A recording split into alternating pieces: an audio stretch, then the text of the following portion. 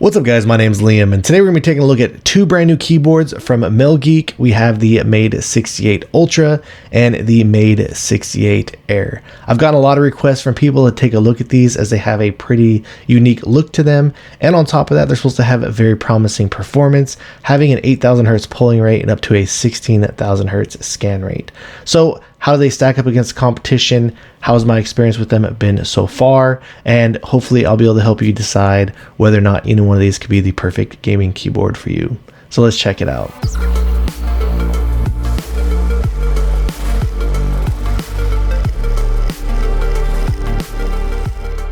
And before we get started today, I did want to let you guys know that both of these were sent out to me. However, everything you are going to be hearing in this video is going to be my own words and my own opinions. Included inside the box, these both come with some pretty similar things. Over here on the left side is what came with the Made68 Air. This one does come with some additional documentation and these little B stickers right here. And then this also did come included with a keycap puller, USB-C to USB Type A cable, and some additional keycaps. And over here on the right side, the Made68 Ultra with the documentation. Same thing with the switch puller, USB Type A to USB-C cable, and some additional keycaps. So we'll start out by taking a look at the Made68 Ultra, and just the build of this has felt very premium, and I'm a big fan with what they were able to do here. As you can take a look at the layout, pretty simple and straightforward. This one does come with a full aluminum case on it, so this does have a little bit more of that higher quality, heavier set style of a build. So let's go ahead and throw this one on the scale to see what we're coming in at. Looks like it's sitting at about 1,282 grams. So the one thing that makes the aesthetic from these stand out is this top piece up here. I'm not sure exactly what this is made out of. I do believe that this is a piece of acrylic, but it does have an LED bar up here in the front, and it does add a really cool aesthetic to your desktop. If you do prefer to have it on, you are able to control this fully through the software, which we'll get into later. You can customize it, even turn it off if you didn't like it. The one thing I have found is it does scratch pretty easily, so you do need to be pretty careful with it. They do sell these separately and you can buy them in different types of colors. I believe they also have a black and a green colorway. I do wish that, especially with this Ultra version, since it is a little bit more of a premium price, that they all came with an additional piece of this, since they do scratch pretty easily.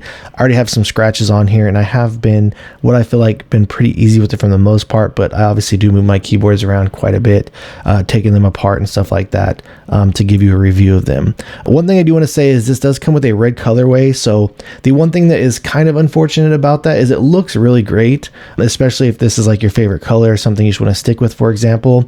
Though you can change the color of the LEDs in the software, it kind of doesn't really make sense to be able to do so when the tinting on this top piece is red, because kind of no matter what color you change it to, it is always going to have that red tint to it. So it'd be cool if they did include an extra one of these that was clear, or include like a frosted color, that black version or something like that. But aside from that, I do respect the fact that they do allow you to be able to buy these individually down the line if you did choose to do so. But aside from that, as you can see over here in the top left hand side is where they do have the USB-C connectivity. Over here on the bottom, it's pretty simple and straightforward. You do have these rubberized feet in each one of the corners. This does lay at one angle, so it doesn't have any type of adjustable feet or anything like that.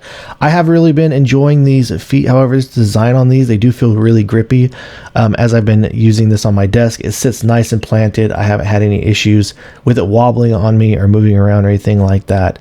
So this feet design has been working out really great for me. With this Ultra version on the side, it does come with these carbon fiber pieces. If you were just to get like the Pro version or something like that, not sure the exact material that these sides are made out of, but I do believe that you do unscrew these if you did want to remove this top bar or replace it or something like that. So I really do like the look of this carbon fiber. I think it adds a really great aesthetic overall to the keyboard. And then finally, here's a look over here at the front. Nothing that is too different or unique. It does have a little bit of a pointer edge, but it is kind of thin and does sit pretty low profile. So I haven't had any issues as I've been using this keyboard with it bothering me or anything like that. It honestly feels pretty natural. All right, so next up we'll take a look at the Made68 Air. This is a low profile keyboard. This one also does have the bar up here, but as you can see, it just sits at the top. It doesn't wrap around and go all the way to the bottom. They currently only have 2 colors for this. They do have the purple and pink colorway. I do wish they would come out with some other colors like a red or a blue, something like that. I myself would have preferred something like that. But the same thing kind of does go to this top piece right here, this acrylic. I've noticed it kind of scratching up just a little bit easier for me. At the top layout of this keyboard, you do actually have different mode switches over here. There's a middle option. You can switch over here to the left, put it back in the middle, and then switch it back over to the right.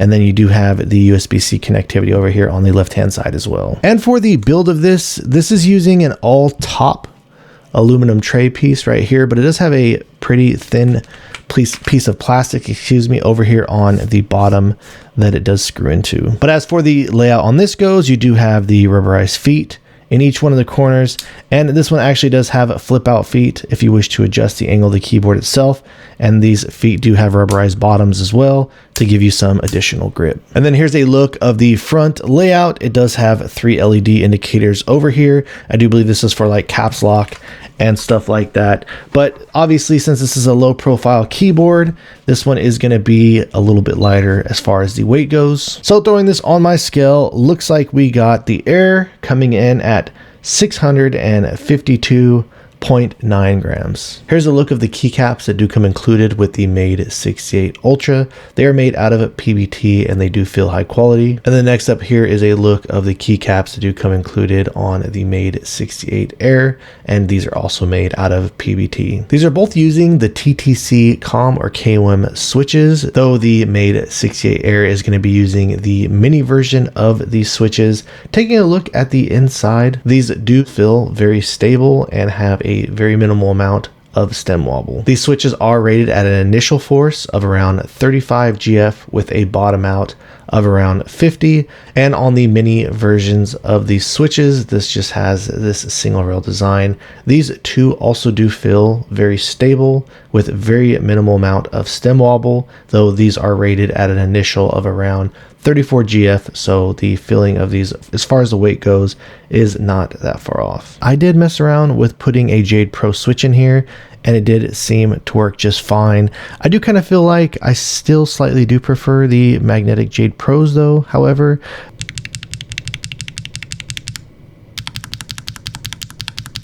But starting out at taking a look of the inside of the Made68 Ultra, this did come installed or pre-installed with these silicone spacebar sound dampening material down here inside of the aluminum switch plate this does come with. And I'll go ahead and show you guys really quickly a close-up of what the PCB itself looks like underneath the switches themselves. It does have a bottom or south facing LED. So the build of this keyboard is pretty simplistic and straightforward.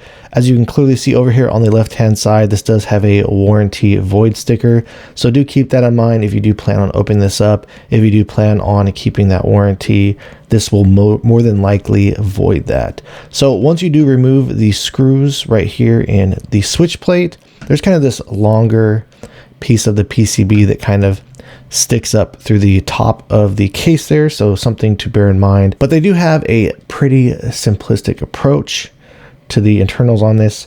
Underneath the aluminum switch plate, you do have a silicone gasket, and then right below that you do have the PCB itself. This PCB is attached from a ribbon cable to the LED strip right up here that does power up or give light to the top of the case. And then right below this, you just have a pretty thin piece of foam into the bottom of the all aluminum case. And next up, here's a breakdown of the Made68 Air. Again, everything appears to be lubed on this as well. Even with the stabilizers, this does not, however, have any of the silicone spacebar sound dampening. It's just a solid piece of aluminum there for the switch plate. So this one is also pretty simple as well. It just has this all top a piece of aluminum, and once you do take the screws off, this does actually slide off of the bottom plastic piece pretty easily there. So once you do lift this up, it also has a ribbon cable down here in the bottom that does attach to the LED strip in the front. And then looking at this over here on the back, you can see there is a piece of foam here for the sound dampening, and then here's the plastic bottom where the top does actually screw into as well. And then you do have an additional piece of a silicone dampener, but it's just kind of right here in the upper top portion of the bottom of the plastic case.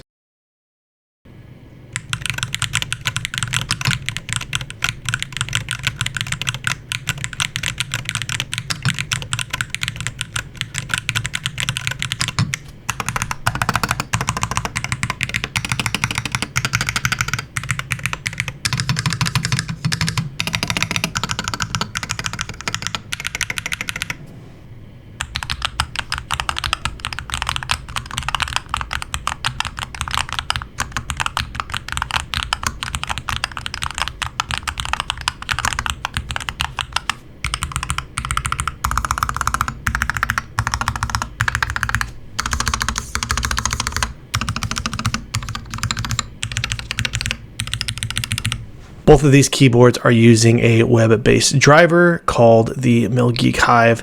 Once you get this set up, you just simply click on your keyboard and it brings you into this menu where you can adjust the settings. Over here for the key code is where you can adjust the different types of key settings on the keyboard, really straightforward. Next up, you do have the lighting options. Here is your options for the backlighting on the keys as far as your WASD, stuff like that. And then they do have a separate setting over here for the box light, which is this top portion of the keyboard itself. You can see all similar types of settings as well for that one.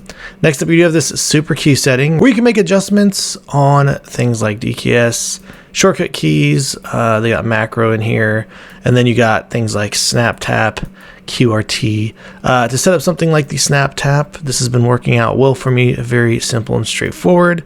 Just come in here, set things like the simple A and D. After you get those set up, you can come in here and re-edit them, stuff like that. So really simple and straightforward. I've been using this as I've been testing out this keyboard, and it has been working out very well. Next up, for the rapid trigger settings, you can come over to this tab. They do have the performance tab where you can make adjustments to the settings. See, you can come in here and select all keys, or you can just do them individually. It does allow you to set an actuation point down as low as 0.1 millimeter. And then they also do have a bottom dead zone. You could set this as low as 0 millimeters or as high as 0.07 millimeters. Over here for the actuation point, it does allow you to make adjustments in 0.1 millimeters. And sorry, let me go and select all keys there so I can show you. And then you can go all the way up to 3.3 millimeters with these TTC switches. Over here for the rapid trigger settings, you can enable it by pressing this over here. This is where you can adjust the sensitivity. And then you have the advanced settings down here where you can enable the continuous rapid trigger, or you can adjust the separate press and release. That's something you need to do. When I've been using these rapid trigger keyboards with a very low sensitivity, I've just been leaving continuous rapid trigger off. As on some keyboards, I found it's kind of glitchy and it'll just randomly activate keys all over the place. On this next tab, you do have a bunch of different switch settings here. So cool if you wanted to add the magnetic jade pros to this or something like that. I think it's really cool that they also added the new jade gaming switches that are coming out. So here's your choices down here. And then next up, they do have the calibrate tab. I always recommend that if your keyboard has a calibrate option, that you do calibrate your keyboard out of the box. I have found a very majority of the time, or a mass majority of the time, when I do get a keyboard out of the box, that it performs much better after I recalibrate it myself. And then another thing with the calibration here is every single time that I do a firmware update on my keyboards, I always recommend coming in here and redoing this calibration. It is a bit of a pain to do. It takes a little bit of time, but trust me, it's always worth it to make sure that your keyboard is performing more accurately, and that really this is kind of has helped mitigate a lot of issues with a lot of these rapid trigger keyboards for me. Lastly, over here on the settings tab is where you can make different types of adjustments, like updating your firmware and stuff like that. So obviously always make sure that you're staying on top of that. And just real quick, I'll go ahead and show you the Made68 Air. It's pretty much the exact same thing as far as the setting goes, the box light and stuff like that. You can also set up snap tap, different various types of settings here. The one difference, however, is coming over here to these settings for the rapid trigger settings.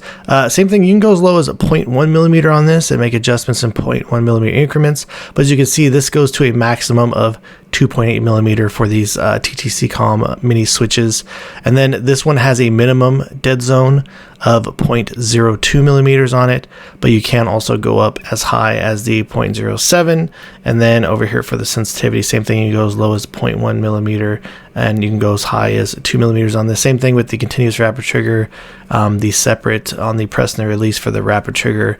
So everything else on this is pretty much more similar. I just want to show you the different settings that these keys do have for the rapid trigger. For both of these keyboards, I did test them out with my solenoid rig, and as always, before I get started on this, I do like to put out a disclaimer. Whereas any type of a latency rig that can involve mechanical elements or even various different types of things like end-to-end system latency can ultimately impact the results of these tests. The performance on both of these keyboards is actually very impressive. Now, do keep in mind that the Made68 Air version, the low profile, it does have a dead zone of 0.02 millimeters, which is still less than the Wooting. I believe that one is at a 0.15 millimeter. So I didn't think it was going to make that much of a difference. However, in the testing, I did find that the release on the Air was a little bit slower than the Ultra was for me. The Wooting and the Air were kind of going back and forth on the latency for the release. So I'm not sure if this has something to do with a driver issue or something like that with my testing with the end-to-end system latency. But the Wooting did win on the release versus the Air 6 out of the 10 times that I tested them. It was a different story, however, on the press, where the Made68 Air did win on the press latency 10 out of 10 times. So without question, these have been some of the fastest keyboards that I have tested. And as for the Made68 Ultra, this thing is definitely coming out quicker on the release, where this did beat the Wooting 9 out of 10 times on the release. So even though the results on these keyboards is coming back very impressive, this Made68 Ultra is sitting up at the top of the tier list with some of the quickest keyboards that I've ever tested, next to things like the HM80 and the brand new Wooting 80HE. All right, guys, so that about wraps things up with the Made68 Ultra and the Made68 Air. Starting out over here on the Air, I really do like these TTC Com switches a lot. These mini ones, they felt really solid, and the performance on them have been very good. I'm not necessarily so much a fan myself personally of low profile keyboards, but the build and just the aesthetic of this in general feels really great to me. I do kind of wish this was a little bit of a heavier set design. I know a lot of people prefer the opposite, especially when it comes to low profile keyboards. These are usually something that people prefer to, you know, travel with, put in your backpack, take around with you and stuff like that. But truly, the performance of this, especially with this LED indicator up here on the top, again, that makes the keyboard look great. Aside from, I wish they'd come out with different colors. Really impressed with just everything about this keyboard for what you are getting out of the box. And then lastly, when it does come to the Made68 Ultra, I really do love this thing a lot. As a matter of fact, I'm even gonna go ahead and go as far as saying that this is probably one of my top 3 favorite keyboards right now. Again, I love the fact that it has an all aluminum case. I do want to put a little bit more time on these TTC switches, the bigger size of them. They feel pretty good for the most part, but like I said, I still think that I am slightly preferring the Jade Pros over them just a little bit more. But all around, with this top bar LED indicator, the way this looks on your desk, the feeling and the performance of it. And I did notice that on their website, they do have a Made84 Pro. I kind of wish that that one was available in different colors, but just really being a fan of aluminum cases and the build of the 68 Ultra myself, I really am hoping that they do come out with a Made84 Ultra in the future. I would be really excited to get my hands on it if it felt as good as this and performed just as good. So hopefully if they do come out with that in the future, they will stick to this same type of a darker color theme with that as well. But yeah, aside from that, very impressed with these keyboards. I've been really liking them a lot. If you're interested in picking either one of them up for gaming, some of the best performing keyboards that I've ever got my hands on out there, and just everything about them from the aesthetic to the feeling, they really are great. So if you have any questions or feel like I left anything out, please let me know in the comments down below. If you've enjoyed watching this video and are interested in seeing more videos like this in the future, please drop this video a like and subscribe to my channel. And thank you guys so much for watching. I look forward to seeing you in the next one.